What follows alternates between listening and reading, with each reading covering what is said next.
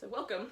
So we're going to do a little Vinyasa style class. We'll probably do some of it in a slightly more standing pose oriented way, but to start out, I thought it might be nice to start out on the ground and do some things that way. So you can either start laying on your back in a butterfly, or you can start in a seated butterfly with your feet together, folding over the legs. So whichever one of those appeals to you more, you can do that.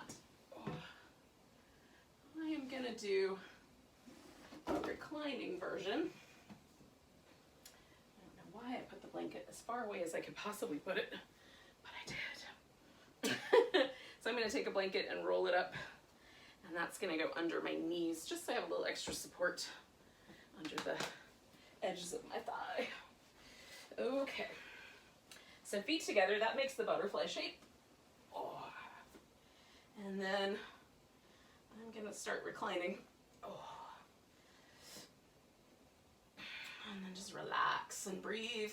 It's the end of maybe a work day before you get started with a lot of kind of more in-depth family time, maybe like a little transition zone.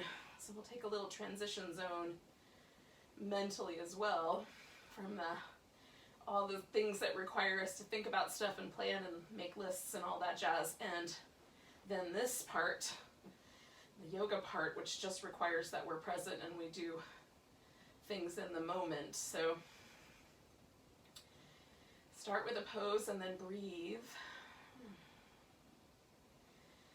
in a conscious, deep, rhythmic, and smooth way.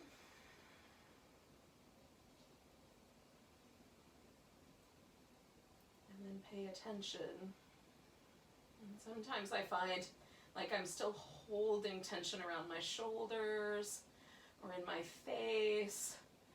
So when we go out into the world, or we have to work or do other things, I find this might be only true of me, maybe I'm alone, but that I almost sort of hold or gather stress and tension in my body, almost like a protective measure, like I'm trying to armor myself a little bit to deal with the overwhelming sensory data of the world.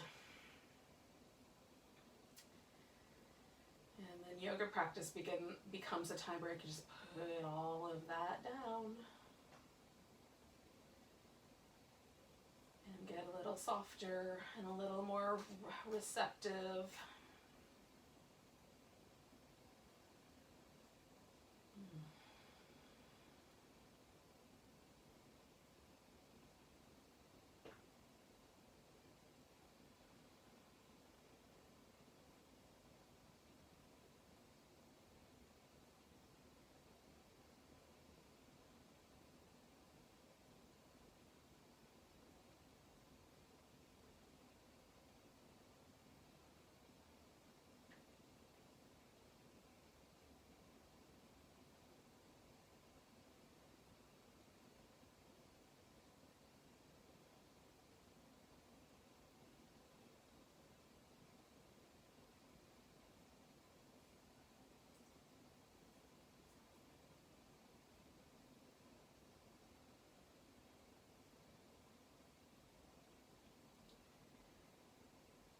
So I'm going to stay for like another 4 or 5 breaths.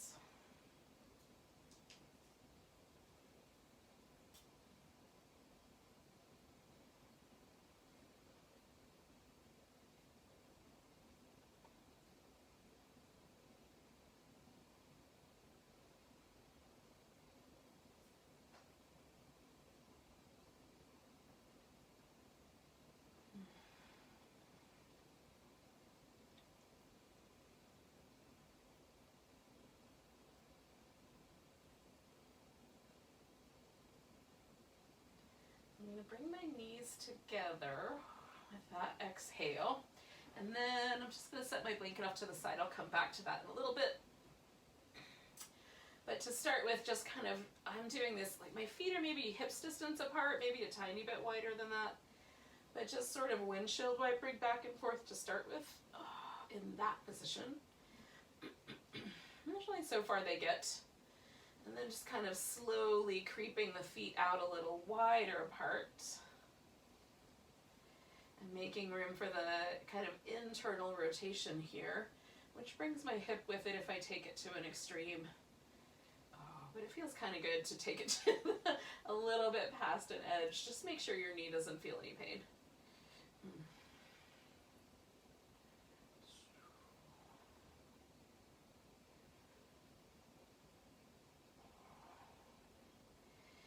Now, I'm going to take this into a twist, and I just have to decide, am I going to the right or am I going to the left? And then once I make that decision, I'm going to go to the right first. Oh. Then I can just kind of pause with that and decide. So you can wrap your legs around one another. You can take the bottom leg, reach down, grab hold of that foot with your opposite hand. You can extend the arm in different directions and different, a bent elbow or a straighter arm, just kind of deciding how it feels. So there's, for me, a little bit of sensation in the outer hip and some sensation through the chest muscles. And so just letting yourself kind of sink in and breathe.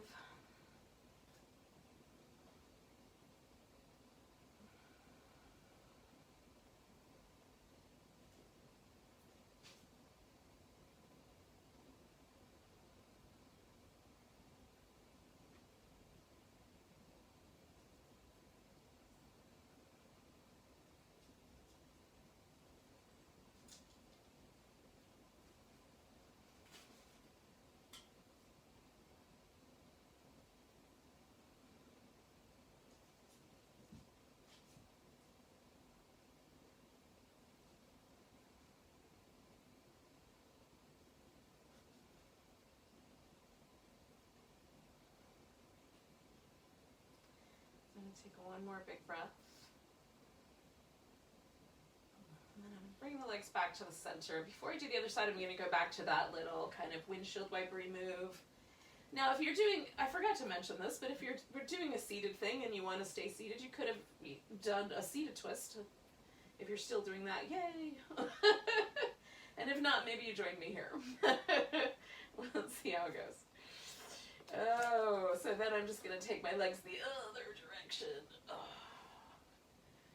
And kind of set things up. Now, like in my brain, I think that it's important to do the same thing on both sides, right? Like same arm position, same leg position, but that's, my body is in no uncertain terms does not agree with that particular notion, because my body is different on the other side, and so I might need some different level of support. I might need a different shape to the arm. So don't be afraid to do slightly asymmetrical or slightly different things. We're still doing this pose on both sides, but allow for there to be little minor differences within that idea that we're doing, both sides. Because you may find that your hip or your chest muscle or your spine twists differently or moves differently in one way or the other versus the other. This way for me is a lot spicier. There's a lot more sensation happening, so it takes a little more effort for me to relax into that. So I'm going to do about 3 more breaths, just giving this side its due.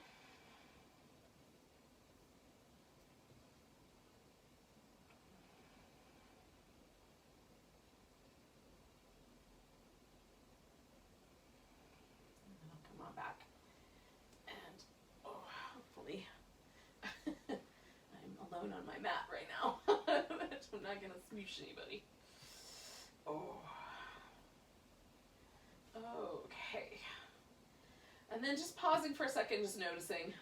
So I'm gonna do a little tiny shoulder thing while I'm here because I like the way it feels. So I'll just invite you to join me. You just have to make sure that when you bring your arms over your head that you can do so without running into furniture or objects or pets or whatever might be around. So we're going to stretch the arms down, palms facing each other, and then as you reach the arms overhead, just keep on stretching all the way through the range of motion. And then just return. Oh, we're going to do that twice more. Stretch.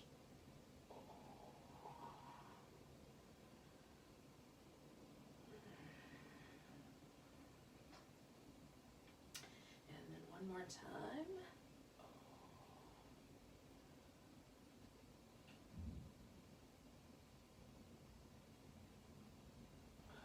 Now I'm going to bring my arms up to just like around that sort of shoulder height, chest height, and then I'm going to pull one arm across and just try to bring that shoulder blade closer to the ground or closer to my back as I hold with my arm. I'm holding on my upper arm bone here. And then sort of fighting the resistance that I'm creating by pulling my arm across. I'm just going to release that arm, do the same thing on the other side, hold the upper arm, pull it across. And as I'm pulling, I'm trying to lift my whole body up off the floor there, but then resisting and drawing the shoulder blade back in.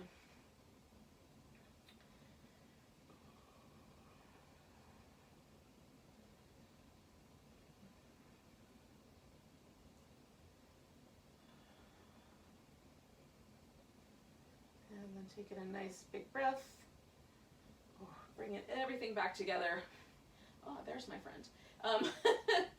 And then I'm going to take myself back to a seated position and kind of maybe kind of so she's coming this way, or if I could do this without smooshing the little creatures. Oh, she's a minute. Okay, cool. I always worry because sometimes I have accidentally stepped on them because they're underfoot and I don't realize it. Okay, we're here. I don't want to roll onto one. So I'm just going to give my shoulders a little bit of love. Just a few little circles in each direction.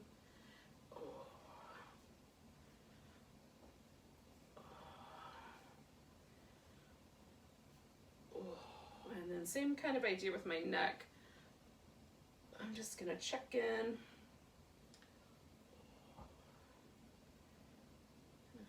Feel in, just feel out a little bit of a release around the neck. And I'll come back to this idea with downward dog, kind of giving myself a little neck shimmy or neck shake out with that. So I'm going to come up to all fours. I'm going to do some little cat shapes. If you would prefer, for whatever reason, you don't want to put pressure on your knees, you can do some little seated cat shapes. So kind of round, pull your belly button back and round, and then kind of push the breastbone forward, pull the collarbones wider for that kind of Coburg, cow. It's not a cow when you're seated, I don't think, but I mean, like that whole image goes away. But kneeling, it kind of makes sense. So creating that little movement pattern in the spine, however you'd prefer to do it. So whether it's kind of rounding up and then letting it sink.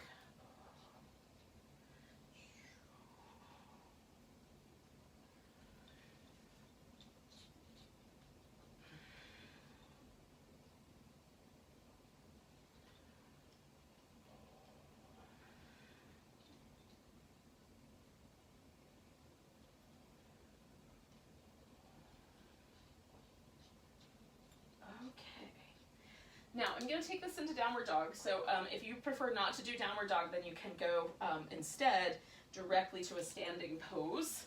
So downward dog just gives me a kind of transition between, and it's a nice pose all by itself. And again, just kind of shaking out my head a little bit, releasing any tension I might be carrying around my neck or shoulders. I can walk in place. And then when you're ready, and I did not spray my mat enough, so it's not slippery. I mean, it is slippery. It's going to come into a forward bend and then come all the way up to that standing position and correct my little wardrobe malfunctions and get myself ready. So, dampening my mat so it's nice and sticky. I'm going to find a mountain pose.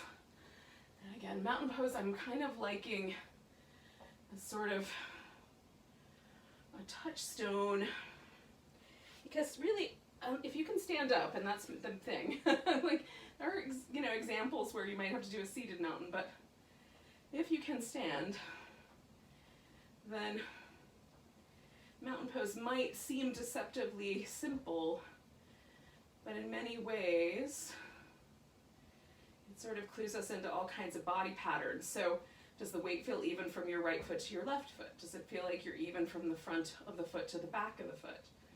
Do you tend to lean into the inside or the outside edges of your foot? Just try to find the weight distributed evenly, and then feel the outcome of that on the whole body. Do you feel the shoulders in a particular way? Is there any tenderness or soreness? We're going to take a nice big breath. Reach the arms up. Now, grab the right wrist. Give yourself a little stretch over to your left. If you care to grab the right wrist, you could also stretch without holding on. Come on back to the center. We're going to come to a chair pose. It doesn't have to be a deep chair, but it can be. And then shifting the weight into the right leg, picking the left leg up, we're going to lift and step it back into a high lunge. Now, if that high lunge didn't land just right, fix it. We've got the hips pointing forward. We're balanced on the toes in the back. You can have the arms up. You can keep the arms down at prayer, or you can hold on to the walls or the side tables, wherever you got handy. So we're going to take this front leg and straighten it out. Send the back heel, left heel in this case, toward the ground. Then we're going to bend that right knee and maybe bend the left knee a little or a lot, kind of sink a little towards the floor. Straighter legs. Send the heel down. Bend the right knee. Bend the left knee a little. You can even take it almost to the ground if you want to. Straighter legs. Press the left heel down if it's okay to do. Bend your right knee.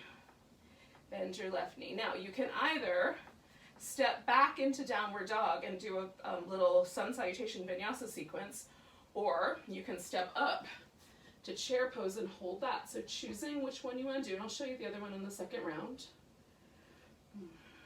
So if you're plank, you lower down, you do your upward dog or your cobra, you come back to downward dog, lift your left leg up, step that foot forward, step up with your right foot, come to chair pose when you get a chance.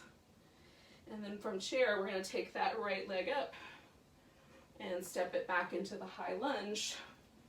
So again, you can modify the practice based on how you want to add work, or if you have tender places.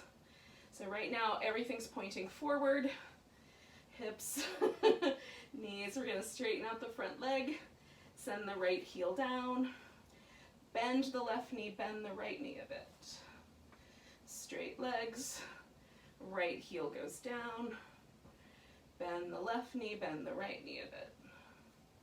Straight legs, right heel goes down, bring your left knee back, bend your right knee. So again, you can step up to the top, or you can fold forward from here, step back into dog to start with, and then come to plank.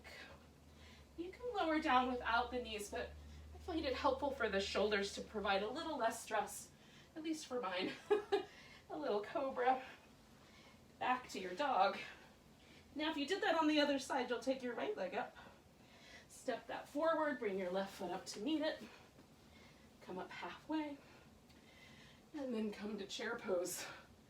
Once again, so we're all going to meet up in chair pose one way or the other. And then we'll come back to mountain. And take a nice big breath. And then pause. Get the weight evenly distributed on your feet. Feel the overall quality. Is there any difference? So we're going to take the arms up, nice tall stretch, grab your left wrist. Give yourself a little stretch to the right. Ooh, coming back to chair pose. Taking the left foot up and placing the ankle on top maybe of the shin or of the thigh. You can leave your arms up or put your hands down or use objects. Who knows what you might have to help you with your balance. Kind of hold and steady as possible. And taking one more breath. And then we're going to lift this leg up and step back. Now this time we're going to land a warrior one. So rather than the high lunge where everything points forward, we're going to put the heel on the ground. And depending on the flexibility of your ankle, you might be turned more forward or more diagonally. Just everybody's bones are different. Plant the feet, stretch the mat nice and big, And then we're going to bring the arms up, pull them back so there's a little squish in the shoulders, and then push forward. Like that.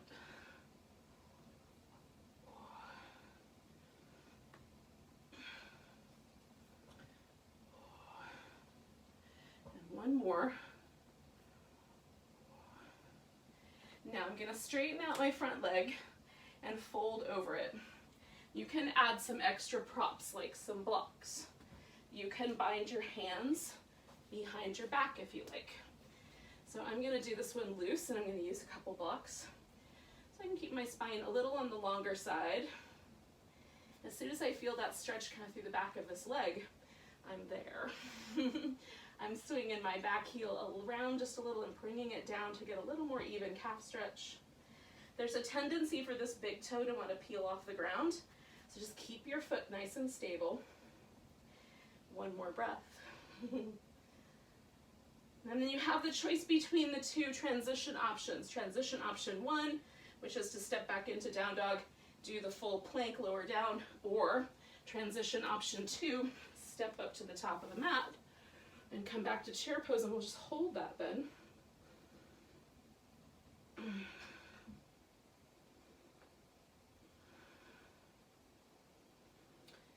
And then our friends that have decided on the vinyasa, they'll take a big breath and lift their left leg up when they get back to down dog.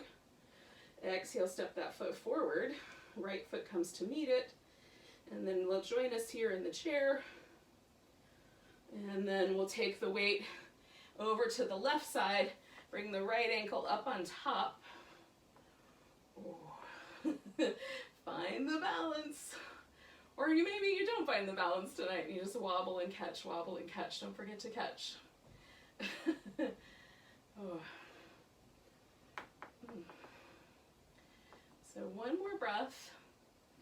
And then we're going to take this guy, lift it up, and step back into our warrior 1 shape. And again, for me, there's 3 different shapes. High lunge, everything points forward up on the toes. Warrior 1, I just take that high lunge. Try not to wobble it all the way out, but take the high lunge and just put the foot on the ground as best I can and allow the hip to go with the leg, okay? Rib cage can still point forward. So we're going to bring the arms up, shoulder blades towards each other, push. Bring your palms to kind of face up and feel what that does to your shoulder blades, then kind of push them together and forward, and then one more. And this whole time I'm pushing backwards with this leg. So then as I fold forward, still pushing backwards with that back leg, straightening out the front one, and I might decide I'm going to bring both feet around a little bit more, stretch the mat now between the feet, spread the toes out, keep your feet nice and solid, planted on the floor, breathe.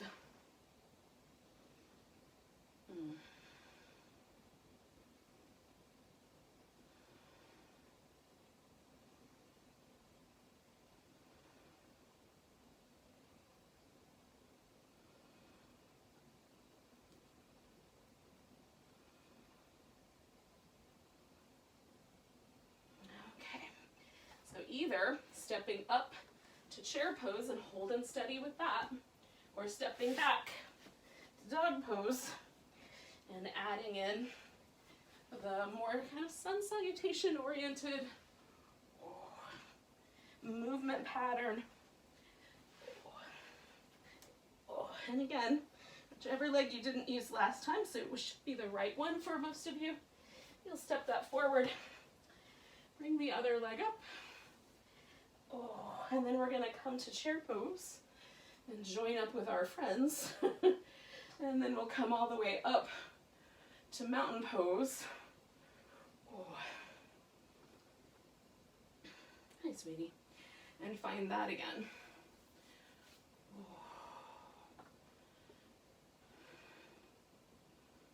And then just feel. Is there a difference?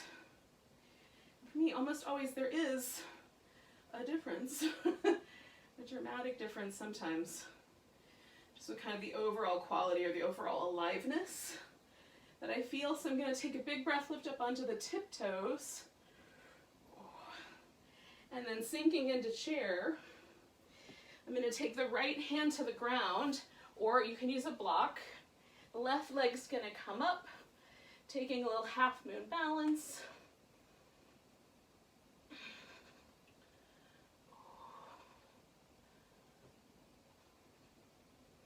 And so I'm trying to lift with this hip, lift with this hand, and then we're going to land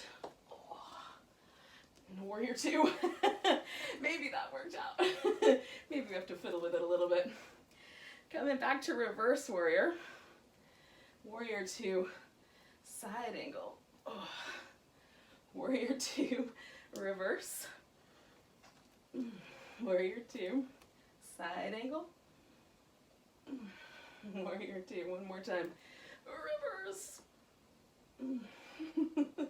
Side angle. And then we're going to straighten out the front leg and take it into triangle.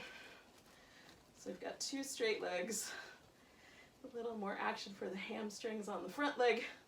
The lower I go, the more I feel that. If I lift up a little higher, a little less hamstrings.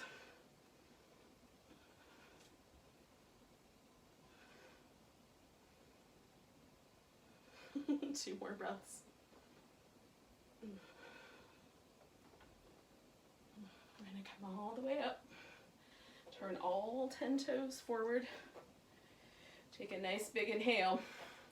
Exhale, fold in.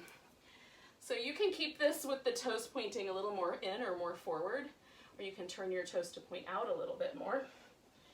That is a personal preference.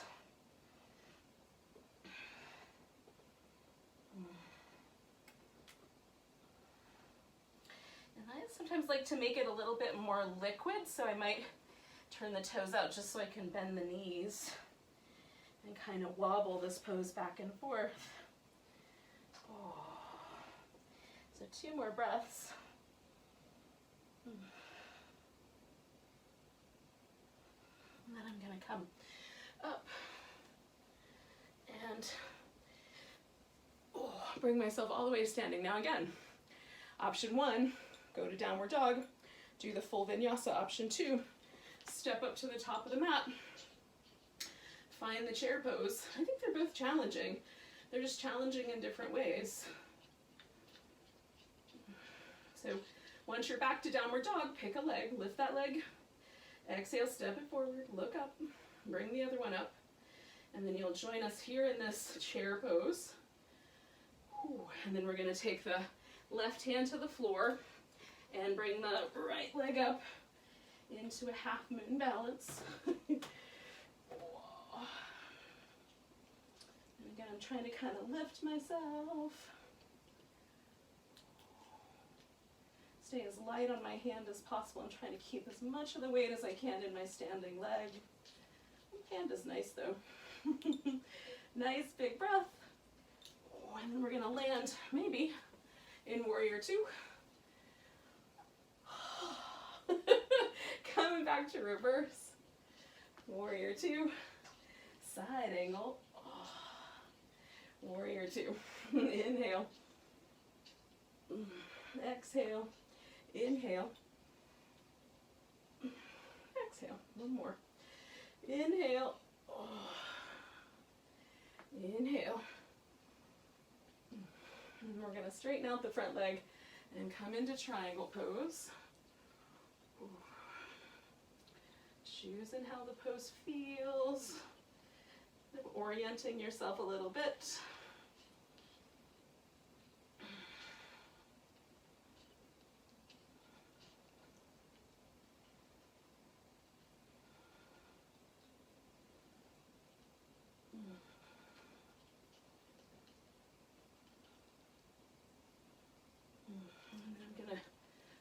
This around, kind of walk the toes around. Pause for a moment. Release.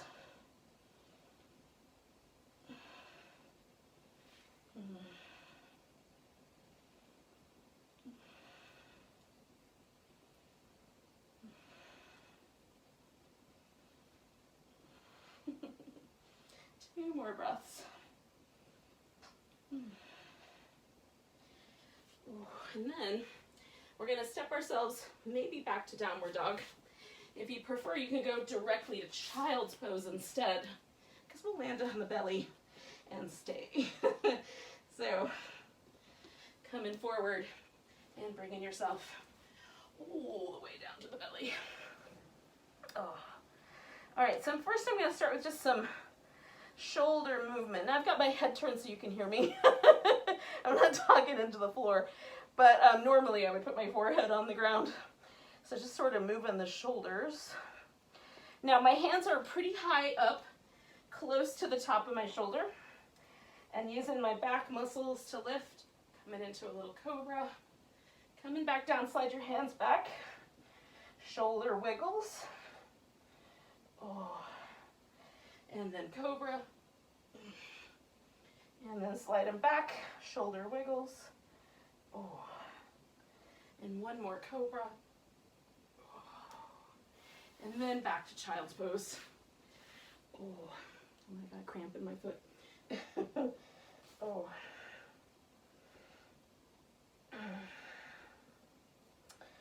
Take a couple moments, just wobble. Feel, notice. We're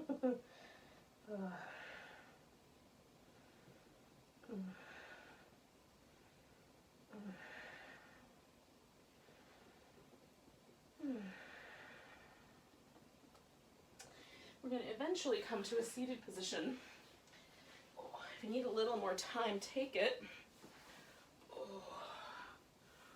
Now I'm going to start with a really simple, just cross-legged position with my knees as close to a square as I can make with my thighs. So get my thighs as close to parallel to each other as possible. And I'm just letting this, my left leg's on top, just letting my left foot kind of lift out there in front. If you wanted to do more of a half lotus and bring your left foot in, that's something that you find is available to you. You could do that instead of the squaring of the thighs. Okay, the squareness of the thighs for me provides just a little extra bit of sensitivity around the hip. So you decide. So I'm going to sit up nice and tall, turn towards my left because that's the leg that's up front. I'm going to put my hand just on the outside of that knee. And the reason I'm doing that is to just have a little bit of something to hold on to while I move my shoulder blades. So sitting tall, keeping my, my left hand can go anywhere as long as it's just kind of planted or it's got a place to land. So I'm going to keep the twist as it is. Mostly I want the twist focused, for me anyway, in the middle part of my back where the ribs are. So I don't need to, I'm twisting in the way that makes my stomach a little squishy, so I apologize. But whatever strange sounds come out of my mouth. So we're going to do a little movement though in the shoulders. So I'm going to take my right shoulder, pull it out to the right, and then kind of try to snuggle my left shoulder in to the center of my back. And then just let that go, sit up tall, hang out with the twist for a breath. And then same idea, so as I exhale, just adjusting the shoulders. And I tend to want to turn my head kind of towards the right. I'm not overly doing that, but I'm allowing that to happen. Just kind of feel that inclination to get my head turned. And then come back to the center. And then one more time. And I'm going to come around. Now I'm going to put this leg up a little higher. Now you can put it up on top of your thigh. Or you can stack your knees on top of each other. Or you can use a block and leave the leg out in front and just put it, however far out it needs to go so that you have the shin about the same height as whatever your thigh is doing, right?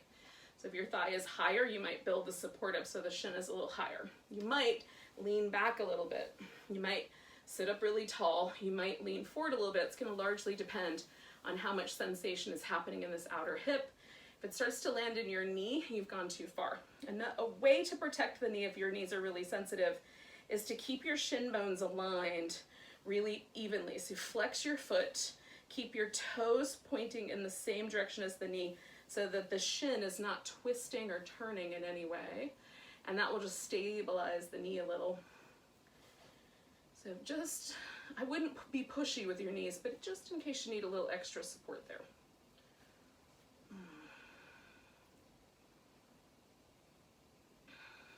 A couple more breaths here.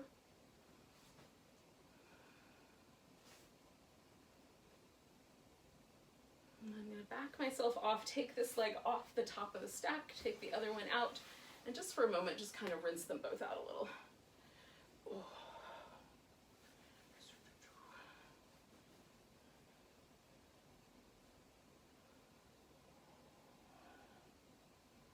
Okay, so I'm going to do the same thing, but going the other way. So this time putting the right leg up front and kind of squaring as best I can so the thighs are more or less even. Now when I twist this direction, I don't twist around as far, so I might hold on to my shin instead of my thigh or around the outside of the knee, just because that's where my hand wants to naturally land. And this hand in the back, I'm using a block to sort of give myself a little extra height. And again, for now, I'm just concentrating on the twist, just being tall, feeling that center part of my back spiral around, taking deep breaths. I don't know why that made me waggle my eyebrows at you. You probably can't even pick that up on camera, but I did. So now I'm going to play with my upper back. So I'm going to take this left shoulder blade and move it to the left.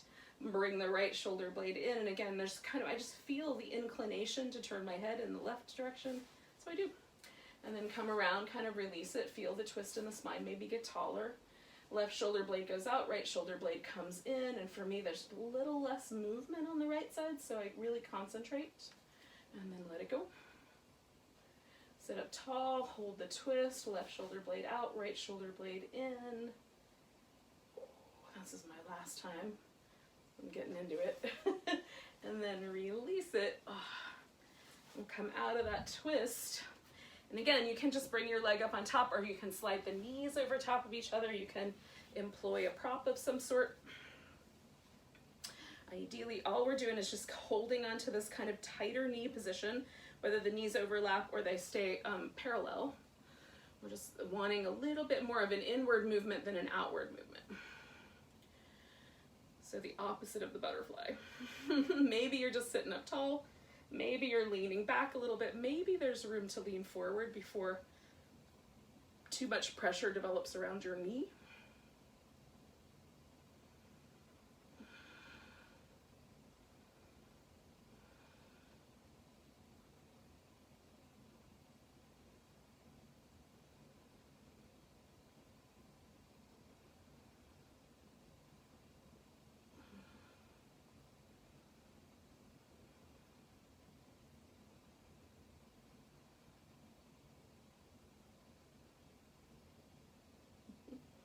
Finding kind of a tendency or kind of calling to want to make a little space in my upper back.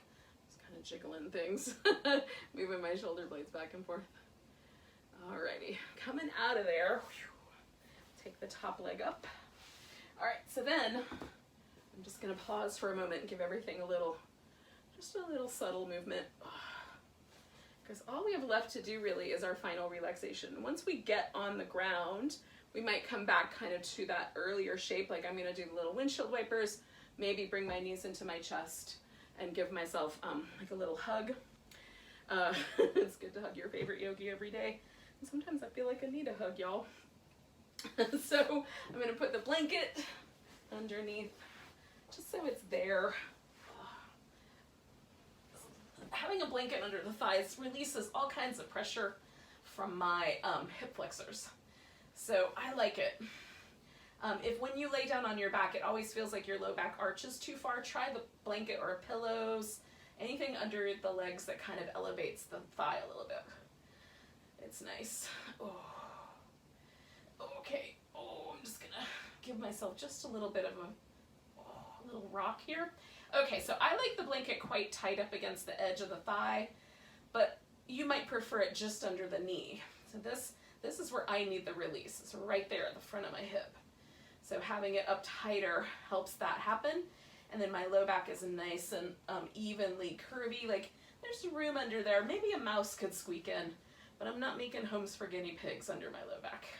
So not that I have anything against guinea pigs. They're adorable. I just don't want to lay on them. So we're gonna just relax. Now my shoulders feel 10,000 times more, well maybe that's an extreme number, but a lot. A lot more relaxed than at the beginning, and I'm even noticing this kind of sense that the shoulder is dropping backwards onto the ground. And so just notice the little things that may have changed for you since our starting pose. Sometimes those are the things I need to remind myself to get back on the mat. Some, you know, life sometimes interferes with our personal time. I'm sure parents know what I mean, but these little reminders of like, oh yeah, there's a difference. Like my body feels different. Makes it worth the time.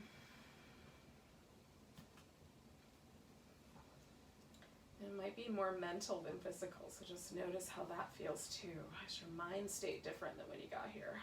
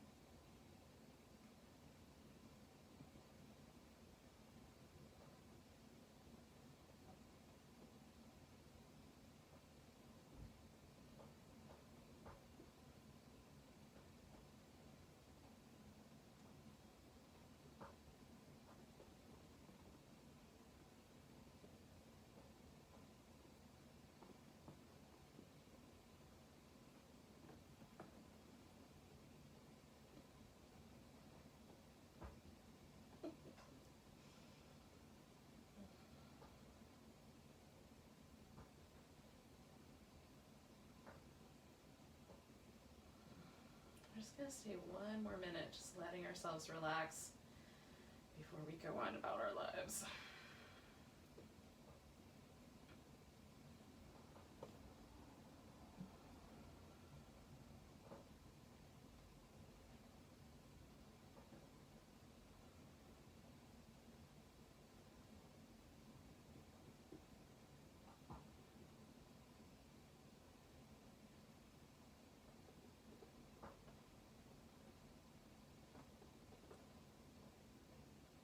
So just take a moment and touch in with the breath. Take a couple of deep, smooth breaths. I try to see, like, can I feel the breath to my fingertips or even down to my little tiptoes?